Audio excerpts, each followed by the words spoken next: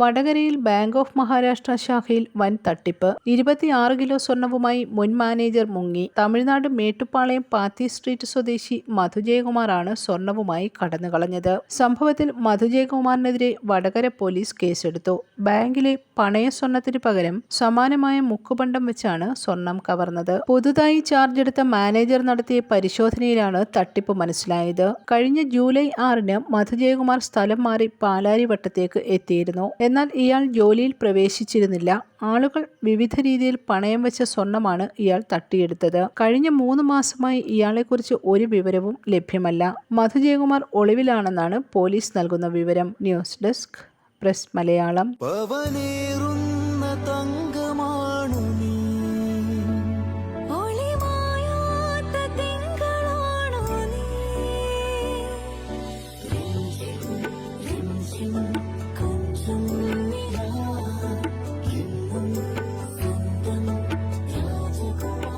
Be a Rajakumari. Rajakumari Gold and Diamonds. The trust of Travancore. Rajakumari.